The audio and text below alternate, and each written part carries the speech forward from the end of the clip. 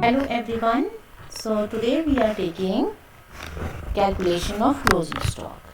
जैसे departmental accounting में आप लोगों ने कॉमन एक्सपेंसेस डिस्ट्रीब्यूट करना सीख लिया, राइट? जो बेसिक प्रॉब्लम है वो यही है कि how to distribute common expenses among the departments.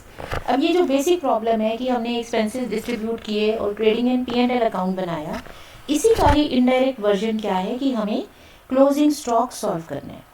Like C basic problem में हमें एक्सपेंसेस डिस्ट्रीब्यूट किए, then we are preparing trading and P&L account. Now in the simple problem what is the purpose served by these accounts. जब आप ये trading and P&L account बनाते हो तो आपको इसको बनाने का एम क्या है, क्यों बना रही हो, क्या आंसर आएगा? वी ऑल नो ट्रेडिंग और P&L अकाउंट बनाते हैं तो हमें ग्रॉस प्रॉफिट और नेट प्रॉफिट सॉल्व करना होता है. ये हो जाती है डायरेक्ट प्रॉब्लम. बट अगर किसी क्वेश्चन में you are given gross profit या नेट प्रॉफिट तुम्हें दे दिया, इसका मतलब बैकवर्ड कैलकुलेशन करके आपको कुछ और वैल्यू सॉल्व करनी है. मे बी आपको परचेजेस सॉल्व करने हैं, मे बी आपको क्लोजिंग स्टॉक सॉल्व करने हैं. तो प्रॉब्लम वही है, एक्सपेंसेस डिस्ट्रीब्यूट करने हैं और final accounts trading and P&L account बनाना है. बट अब जो एम है वो डिफरेंट हो गया. एम प्रॉफिट निकालना नहीं, एम उसकी जगह कुछ और सॉल्व करना है. सो सेम प्रॉब्लम बट इसे हम कहेंगे इनडायरेक्ट. तो अब ये एक तरह से इनडायरेक्ट प्रॉब्लम है. Okay, let us see this question. Kavita owns a departmental store, okay, with 4 departments. देखो, अब whenever you are solving a question, आपको हमेशा क्वेश्चन जो है ना उसका फाइन प्रिंट पढ़ना है, शुरू से रीड करना है. अब जो इसको शुरू से रीड नहीं करेंगे वो यहीं से पढ़ेंगे तो दे विल थिंक कि यहाँ तो 2 डिपार्टमेंट है, चलो दोनों में बांट दो, है ना? बट गलती हो जाएगी. सो आपके पास है 4 departments. Given is the information of 2 departments. 2 department की इंफॉर्मेशन है for the period 1 April to 30 September. Again see, if you do not read this, आप ये रीड नहीं करोगे, आप गलती करोगे. यहाँ आपको इन्फॉर्मेशन 6 मंथ्स की दी है. नॉर्मली हमारे एनुअल अकाउंट्स होते हैं बट इस बार हम 6 मंथ्स के अकाउंट्स बनाएंगे. ओके, लेट अस सी ये डायरेक्ट है या इनडायरेक्ट प्रॉब्लम है. ओपनिंग स्टॉक गिवन है, परचेजेस, सेल्स, डायरेक्ट एक्सपेंसेस, ये सब गिवन है. इनडायरेक्ट एक्सपेंसेस जो दे रखे हैं वो हैं 4 डिपार्टमेंट्स के 24,000. Now these are to be allocated in the ratio of turnover. आप इसे टर्नओवर का मतलब होता है सेल्स, तो आपको इसे सेल्स की रेशो में बांटना है. एक्सेप्ट 1/4, एक्सेप्ट मतलब छोड़ दो, 1/4 पार्ट को छोड़ के बाकी सब कुछ आपको सेल्स की रेशो में बांटना है. तो इस 1/4 को क्या करें, it is to be distributed equally. So can you make this sense? Your expenses are 24,000. It says 1/4 of this कितना होगा? 1/4 ऑफ दिस 6,000 है ना, 1/4 ऑफ 24. इसे तो आप इक्वली बांट दो. बाकी आपको जो बच गया, बाकी कितना होगा? You can take the proportion also. If 1/4 यहाँ है तो दूसरा बाकी कितना बचा? 3/4. और अमाउंट आ गया 18,000. उसको सेल्स की रेशो में बांटना है. नाउ सी सेल्स क्या है. सेल्स है आपके पास 2,05,000, 2,25,000. So if we take this ratio, हम इनकी रेशो ले लेते हैं, तो क्या ये ठीक होगा? नहीं. रीज़न भी, this is the expense of the whole business, this is the expense. ये चारों डिपार्टमेंट्स का है. आपके पास ये 2 डिपार्टमेंट्स की इन्फॉर्मेशन है तो 3rd 4th की इन्फॉर्मेशन भी चाहिए, अदरवाइज ये गलत हो जाएगा. ठीक है ना? So we are given sale of remaining 2 departments, बाकी 2 की दे रखी है इन्फॉर्मेशन तो कंबाइंड है. वी आर नॉट बॉदर, हमें क्या फ़र्क पड़ता है ना, हमें इंडिविजुअली उनके अकाउंट बनाने ही नहीं है, हमें तो रेशो के लिए चाहिए था. अब इसे सॉल्व कर लो.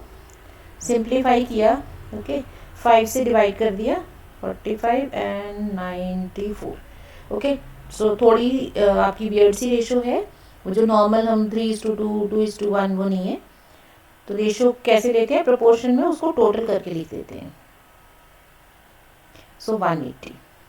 ओके, सो नाउ ये जो एक्सपेंस है this is to be distributed in this ratio. तो इसका 18,000 इंटू 40/180 इंटू 45/180 इंटू 94/180. तो ये यहाँ सिंप्लीफाई हो रहा है तो ईजी हो जाएगा. Rate of gross profit without reference to direct expenses. जो ग्रॉस प्रॉफिट का रेट है बिना एक्सपेंसेस को कंसिडर किए, without reference to direct expenses, is 25% and 30% of sales. Sales का प्रॉफिट का रेट दे रखा है तो वेरी गुड, आप सीधे प्रॉफिट कैलकुलेट कर सकते हो, है ना। बट यहाँ जो ये लाइन दे रखी है without reference to direct expenses, does it have any meaning? Just think it over. Meanwhile, I'll explain the remaining question. Then we'll come to this. Fixed assets of the business are 1,50,000 subject to 10% per annum depreciation. Again, you see those who are not reading it right from the beginning, they will take 15,000. वो सीधा इसका 10% 15,000 depreciation लेंगे, but हमें depreciation कितना लेना है? 10% for 6 months, because हमारा 6 months का account बन रहा है. Now prepare trading and P&L account. Also calculate closing stock. So you have to work for 2 departments और closing stock calculate करना है. तो ये आपकी प्रॉब्लम से इनडायरेक्ट कह सकते हैं, बट कुछ चेंज नहीं है. आप ये सोचो कि एक नया क्वेश्चन आ गया, आप क्या करेंगे, क्लोजिंग स्टॉक कैसे आएगा? नया कुछ नहीं है, वही ट्रेडिंग एंड P&L अकाउंट है, बट हमारा एम बदल गया है. पहले हम बना रहे थे प्रॉफिट कैलकुलेट करने के लिए, now we are making it to find out the closing stock जो ट्रेडिंग में आता है, और फिर P&L से नेट प्रॉफिट. ओके, अब इसको सॉल्व करने के लिए सबसे पहला स्टेप क्या होता है कि we should make proper working note. तो नंबर 1 आप बनाएंगे working note, common expense distribution table. Now what are the columns here, do you remember? So सबसे पहले आप लिखो what is to be distributed, expense. Okay, now how much amount is to be distributed, that we will write. कितना amount बांटना है, किस basis पे बांटना है, दैट बेसिस जो है वो आपको एक रेशो देता है कि इस रेशो में बढ़ेगा. सो इस रेशो में आप इसे क्लोथिंग डिपार्टमेंट और रेडीमेड गारमेंट्स डिपार्टमेंट में डिस्ट्रीब्यूट कर दोगे. We won't write remaining 2 departments because वो हमें नहीं चाहिए. Okay, first one is indirect expense, amount is 24,000. अब क्या हमने करना है, हमें क्लियरली समझ में आ गया है. 1/4 पार्ट, 1/4 अमाउंट दैट इज 6,000, उसे किस बेसिस पे बांटना है, as is given equal. Ratio हो गई 1:1:1:1. नाउ रेशो कम नहीं लिखनी है कि 2 डिपार्टमेंट का काम कर रहे हैं तो रेशो 2 की लिख दे 1:1. उसमें क्या करोगे आप 1:1 करोगे तो वो हमारा माइंड हमें हाफ हाफ करवा देगा, वो गलत है ना, बिकॉज ये 4 डिपार्टमेंट्स में बढ़ते हैं. तो 6,000 आप डिस्ट्रीब्यूट करो 4 डिपार्टमेंट्स में, तो each one will get 1/4. So we are working for these 2, बाकी छोड़ दो. सो 1500 आ गया क्लोथिंग डिपार्टमेंट का, 1500 आ गया गारमेंट्स डिपार्टमेंट का. नाउ बैलेंस, बिकॉज एक्सपेंस तो सारा बांटना है, इसे किस रेशो में बांटना है, सेल्स. रेशो है 41:45:94. बेस हो गया 180. सो 18,000 इंटू 41/180 आ गया 4100, ठीक है ना, और 45/180 करेंगे तो 4500. सो आपके जो इनडायरेक्ट एक्सपेंसेस हैं वो डिस्ट्रीब्यूट होके 5600 आएगा क्लोथिंग डिपार्टमेंट का शेयर, 6000 आएगा गारमेंट्स डिपार्टमेंट का शेयर. सेकेंड है depreciation. So depreciation amount we have calculated 7500. इसे कैसे बांटना है, in the ratio of fixed assets. तो बेस हो गया फिक्स्ड एसेट्स, रेशो हो गई 2:1:1. We will consider these 2. Okay, so total हो गया 6, 2/6 and 2/6. Alright, so this is how हमारे सारे एक्सपेंसेस बढ़ गए. कभी भी रेशो अधूरी नहीं लिखनी है, आप सिर्फ 2:2 लिख दोगे ना, ये तो 4 है, ये नहीं हमें चाहिए, इसको काट दो, तो आपका माइंड क्या करेगा, आपको 2:2 को वो सॉल्व कर देगा 1:1 और इक्वल बांट दो, बट वो गलत है. तो जो भी डिपार्टमेंट्स हैं सबको कंसिडर करना है. ये अलग बात है that we are calculating only for 2 departments. ठीक है, पहला वर्किंग नोट बन गया. अब दूसरा क्या है, यही क्लोथिंग डिपार्टमेंट और गारमेंट्स डिपार्टमेंट का ग्रॉस प्रॉफिट की वर्किंग. सो ग्रॉस प्रॉफिट जो दे रखा है, it is 25% of sales and 30% of sales. तो सेल्स कितनी दे रखी हैं, 2,05,000 for clothing department and 2,25,000 for garments department, है ना. तो कितना आ गया 67,500 और ये आ गया आपका 1/4, it is 51,250. Now is this correct? क्या ये ग्रॉस प्रॉफिट आप अपने ट्रेडिंग अकाउंट में लिख सकते हो? सो हमें we need to read everything. It was not saying कि ग्रॉस प्रॉफिट इतना है. इसमें एक एडिशनल लाइन ऐड की हुई है, विदाउट डायरेक्ट एक्सपेंसेस. अब कंसिडर करो, आप अपना ट्रेडिंग अकाउंट डायरेक्ट एक्सपेंसेस के बिना बना सकते हो? नहीं बना सकते. इसका मतलब ये जो प्रॉफिट का फिगर है ये करेक्ट नहीं है. You will subtract direct expenses, फिर आपके पास इसका करेक्टेड प्रॉफिट आएगा. तो जो ग्रॉस प्रॉफिट हमारा ट्रेडिंग अकाउंट में रिफ्लेक्ट होना चाहिए, इट इज 20,500. ठीक है ना? तो ये जो आपका रिफ्लेक्ट होना चाहिए था ये होगा 36,250 आपका करेक्टेड अमाउंट. तो इतना आसान नहीं होगा कि हमें जो चीज़ दी हुई है एज इट इज़ उसको अप्लाई कर दो और आप लिखते चले जाओ. जैसे पहले हमारी हैबिट होती है ना, that we take up each and everything, और जो हमने सिस्टमेटिकली आप कह लो या आप रट्टे से जो स्टेप्स फॉलो करते हो बस वो लिखते जाओगे. थोड़ा सा दिमाग लगेगा. जो कहा है उसको रीड करो. You need to read the amounts. Okay, जो इन्फॉर्मेशन है सबको इकट्ठे एब्जॉर्ब करके लिखना है. तो सिर्फ ये कह दो कि ग्रॉस प्रॉफिट दिया हुआ है, सॉल्व करके लिख दिया, it might not give you the correct amount. You need to read fine print. जो इसके साथ में इफ एंड बट्स है ना वो सारे पढ़ने हैं आपको. Okay, now we can work with the trading and P&L account. So in the books of Kavita,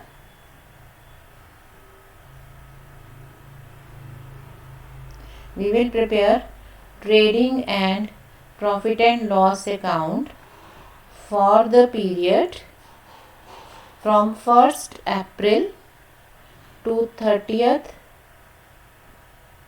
September 2020. Okay. Now when we prepare departmental trading and P&L account, we make the columns for each of the departments and one for the total. But इस question में हम total का column नहीं बनाएंगे. Can you think of the reason? क्या reason होगा कि हम नहीं बना रहे उसको? One reason is that business has 4 departments and we are to prepare work for only 2 department. So there is no point of writing the totals क्योंकि ये total business का है ही नहीं. ठीक है ना? So if you are given all department then you can make a total column. और दूसरा क्या है, हम अलग से एक consolidated P&L अकाउंट भी बना सकते हैं टोटल करने के लिए. तो ज़रूरी नहीं होता यहाँ पे लिखें. Anyway, you just record trading account information. शुरू से दे रखा है, opening stock लिखो, परचेजेस लिखो, sales will come here, direct expenses will come here. है ना? आपको पता है इसका फॉर्मेट क्या होता है. आप सारी इंफॉर्मेशन लिखते जाओ. Purchases 1,10,000, 1,20,000, direct expenses 2,05,000, 2,25,000, sales direct expenses आपके, ये तो सेल्स थी ना. तो यही होता है जब आप बिना पढ़े फटाफट अमाउंट्स लिखते जाते हो ना तो गलतियां होती हैं. ठीक है. Sales are 2,05,000, 2,25,000 and direct expenses are 15,000, 20,500. तो अब क्या बच गया इसमें? Gross profit and closing stock. अब बिकॉज आपका ग्रॉस प्रॉफिट गिवन था, कहाँ आपने सॉल्व किया? वर्किंग नोट सेकेंड, ये रहा. ठीक है ना? यहाँ भी नंबर 2 डाल दो so that your examiner knows कि ये नंबर 2 वर्किंग नोट से ये 2 रिजल्ट आए थे. यहाँ आ गए 36,250 एंड 47,000. अब इसमें तुमने सारी इंफॉर्मेशन डाल दी है. So when you balance this, your balancing figure is going to be closing stock. So आप बुक्स में देखोगे फॉर्मूले लगाए हुए हैं, क्लोजिंग स्टॉक की इक्वेशन बना रखी है. There is no need. आप ट्रेडिंग एंड P&L अकाउंट किस लिए बना रहे हो? उसमें कोई तो एक फिगर कैलकुलेट करोगे ना. सो आप टोटल करो दोनों साइड का. सो 2,31,250. सो आ गया तुम्हारा 26,250. ठीक है. यहाँ टोटल किया, इट इज 2,32,500. सो 7500 आ गया closing stock. Now come to the come to this here. Okay, so next part is gross profit is calculated. We bring it forward to P&L account and then we prepare P&L account to find out net profit. So क्या लिखने हैं? You have to write indirect expenses given to you and depreciation, and you have done it in the working note number 1. Working note number 1. So just pick up the amounts. 5600, 6000, 2500, 2500. So now you can calculate departmental profit which will be shifted to general P&L account. कितना आ जाएगा? 28,500. No, it is 28,000, 36,250. Sorry, 36,250. So 150 है ना, and herein it is 47,000,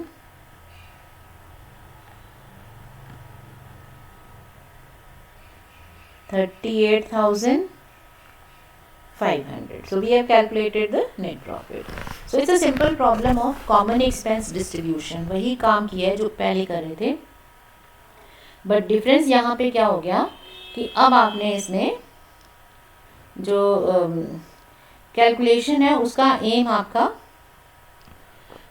gross profit नहीं, closing stock solve करना है। अब इसी question में कुछ ट्विस्ट आ सकते हैं। जैसे आपने ग्रॉस प्रॉफिट दे रखा है, ग्रॉस प्रॉफिट का एक रेट दे रखा है। योर क्वेश्चन में say that gross profit is 25% on cost for से क्लोथिंग डिपार्टमेंट। अब क्या करोगे? ये कॉस्ट का है, बट आपके पास तो सेल है ना। So what we will do? We will convert it. Ratios and proportions can easily be converted. बहुत आसानी से कन्वर्ट कर सकते हो। सबसे पहले आप बेस मान के चलो कि बेस क्या है। 100 के बेस से कैलकुलेशन करते हैं। अब 25% कॉस्ट का है तो कॉस्ट हो गया 100, प्रॉफिट हो गया 25, तो सेल कितनी हो जाएगी? 100 का कॉस्ट है, 25 प्रॉफिट अर्न कर रहे हो, यही है ना 25% ऑन कॉस्ट, तो सेल हो गई 125। It means gross profit on sales जो कि हमें चाहिए for calculating profit, it is profit on sale. जो बोल रहे हो वही लिख रहे हो। ग्रॉस प्रॉफिट ऑन सेल मतलब gross profit on sale. So the proportion is 25/125। तो थोड़ा सा ट्विस्ट किया है, बट उसमें कंफ्यूज नहीं होना, कैलकुलेशन इजीली हो जाएगी। Another can be that you are given gross profit but your question says कि आपने 1/3 सेल जो की है it is on normal rate 25% on sales, और बाकी जो है ना you are able to sell it at some से प्रॉफिट ऑफ 30% ऑन सेल। तो आपके पास दो रेट है, तो आपकी सेल का कुछ पोर्शन 1/3 अमाउंट जो है वो 25% पे किया, बाकी आपने 30% प्रॉफिट पे किया। तो ग्रॉस प्रॉफिट कैसे होगा? आपकी 1/3 सेल होगी, 2,05,000 टोटल सेल थी, तो इसका 1/3 कंपोनेंट जो है इस पर प्रॉफिट होगा 25%, है ना। और रिमेनिंग कितना बचा? रिमेनिंग इसका 1/3 अगर यहाँ है तो रिमेनिंग का मतलब हो गया 2/3, उस पर आप प्रॉफिट अर्न कर रहे हो 30%, तो आप प्रॉफिट कैलकुलेट कर लोगे। This is one way of calculating the amounts. एक और ट्विस्ट हो सकता है, I am just telling you कि आपके क्वेश्चन में क्या क्या चेंजेस आ सकते हैं, है ना। ग्रॉस प्रॉफिट ही है बट लैंग्वेज थोड़ी सी बदल जाएगी, चीज़ें बदल जाएंगी, बट उससे क्या फ़र्क पड़ता है, हमें कैलकुलेशन करनी है वो हो जाएगी। अच्छा, अनदर ट्विस्ट कैन बी, जैसे आपने प्रॉफिट ज़्यादा अर्न कर लिया, कुछ सेल पे प्रॉफिट ज़्यादा अर्न कर लिया, कुछ पे अलग रेट ले लिया, ऐसे वो ये भी कह सकते हैं कि आपने कुछ सेल जो है उस पर कुछ डिस्काउंट दे दिया। मान लो आपका जो ग्रॉस प्रॉफिट का रेट है it is 25% on normal sales, however some sale was made at special discount। आपने कुछ कोई स्कीम चलाई होगी, आपने कुछ सेल को डिस्काउंट पे किया, तो उसमें मान लो आपको कहा है कि कुछ सेल ऐसी थी, सपोज नॉर्मल सेलिंग प्राइस था आपका 30,000 but you gave some additional discount and you got the sale value of say only 20,000, है ना। आप क्या करेंगे, अब प्रॉफिट कैसे निकलेगा? इसका मतलब ये है कि ये जो सेल दे रखी है आपको 2,05,000, इसमें से कुछ सेल ऐसी है जिस पर आपने डिस्काउंट दिया था, तो उस पर you are not earning 25% profit, your profit is different. कितना है वो सॉल्व करना पड़ेगा, लेकिन बाकी की सेल आपने नॉर्मल प्रॉफिट पे किया है, तो बाकी की सेल का प्रॉफिट आप सीधे 25% ले सकते हो। बट किस पे 25% लें, किस पे अलग से सॉल्व करें, तो that you will have to see, है ना। सो इस तरह से कुछ ट्विस्ट दे सकते हैं, जैसे ये क्वेश्चन है, this we will solve next time करेंगे। दिस इज़ योर सेल, ठीक है, आपका रेट भी है 20%, तो नॉर्मल क्वेश्चन होता तो हम लिख देते 20% ऑफ दिस मतलब 40,000। बट ये कह रहे हैं कि कुछ आइटम्स जो है वो आपने डिस्काउंट पे सेल किए हैं। सो नॉर्मल सेलिंग प्राइस था 30, लेकिन आपने एक्चुअल में उसको सेल किया 20 पे, तो आपने 10,000 कम पे सेल किया है। तो अब आपका एक्चुअल प्रॉफिट कितना होना चाहिए? So now your profit is not going to be 40,000, आपका थोड़ा कम होगा। कितना होगा? Just think it over, okay. We'll take up this problem next time, but meanwhile आप थोड़ा सा इस पर दिमाग लगाओ कि हमने सेल की 2 लाख की, नॉर्मली 20% प्रॉफिट कमाते हैं, लेकिन सारी नॉर्मल सेल नहीं है, कुछ सेल कम पे है, तो इन दोनों का प्रॉफिट अलग अलग करके फिर टोटल कैसे सॉल्व करेंगे, ठीक है। So that is it for the day. So stay learning, stay practising.